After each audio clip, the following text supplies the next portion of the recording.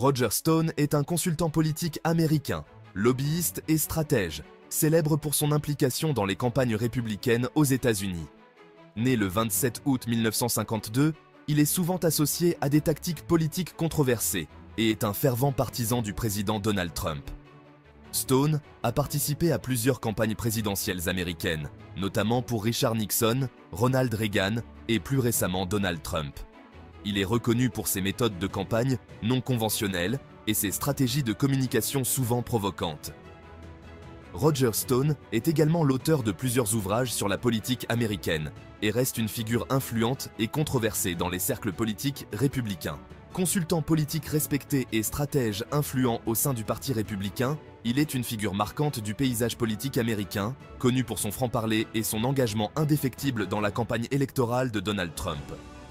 Ancien conseiller proche du président, Stone a souvent été au centre des débats enflammés qui animent la politique américaine, notamment en ce qui concerne les intrigues et les machinations supposées de ce qu'il appelle l'État profond.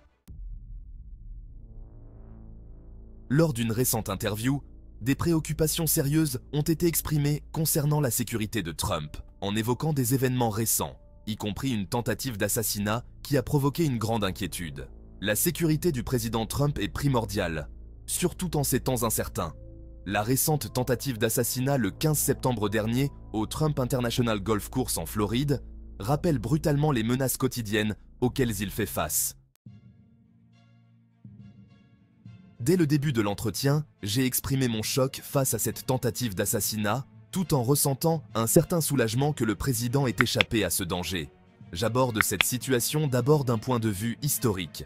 Trop de questions restent sans réponse, notamment sur les mesures de sécurité entourant Trump. La plupart des membres de la garde rapprochée du président n'étaient pas des agents des services secrets, mais des agents du ministère de la Sécurité intérieure. Il y a beaucoup d'arbustes et de buissons, ce qui m'a rappelé un vieux sketch des Monty Python.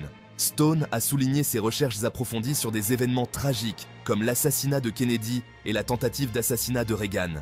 Il a soulevé des doutes sur la formation et la préparation des agents du ministère de la Sécurité intérieure, remettant en question la fiabilité des dispositifs de sécurité en place.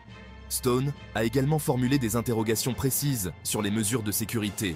C'est étonnant que le terrain de golf où Trump se trouvait à ce moment-là n'ait pas été surveillé par des drones. En soulignant les différences de traitement qu'il perçoit entre Trump et ses prédécesseurs, il a ironisé sur la situation. Il semble qu'il y ait un traitement inégal pour le président Trump.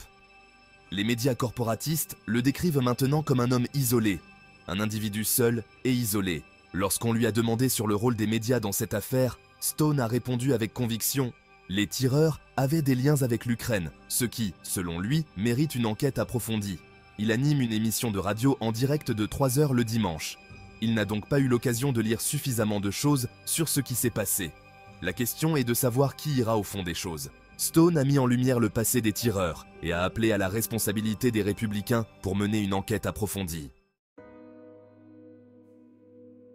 Concernant les ambitions politiques de Ron DeSantis, le gouverneur de Floride, il a récemment annoncé son intention de mener sa propre enquête. « J'aimerais voir le gouverneur se racheter. » DeSantis doit une partie significative de son succès à l'influence de Trump. Je pense que non. Stone a exprimé un souhait de rédemption pour DeSantis, mais aussi des doutes quant à la capacité des services secrets et du FBI à mener une enquête impartiale. Stone a affirmé, tout en soulignant les liens entre DeSantis et Trump, et a déclaré sans détour son scepticisme quant à l'impartialité des services d'enquête. En anticipant l'avenir, alors que les élections approchent, Stone a partagé des réflexions spirituelles en citant la Bible pour tracer des parallèles entre la situation actuelle et des événements historiques. Saül, le roi illégitime, représente Biden, et David, le roi légitime, a-t-il déclaré, tout en appelant à une vigilance accrue face aux menaces contre Trump. « Je prie pour sa sécurité chaque soir », a-t-il ajouté, soulignant ainsi son inquiétude profonde pour le bien-être de l'ancien président. Stone a également réagi à une déclaration d'Alex Jones qui a suggéré que Trump devrait limiter ses apparitions publiques. « Je ne suis pas d'accord », a-t-il répondu, soulignant avec force l'importance des apparitions publiques de Trump pour maintenir son soutien. C'était un acte de bravoure, a-t-il ajouté en évoquant la réaction de Trump face à la fusillade. Stone a vivement critiqué la rhétorique souvent enflammée des politiciens démocrates, affirmant qu'elle alimente la haine et la violence. Il a insisté sur la nécessité de modérer la rhétorique, tout en exprimant son doute quant à la volonté des démocrates de faire un tel effort.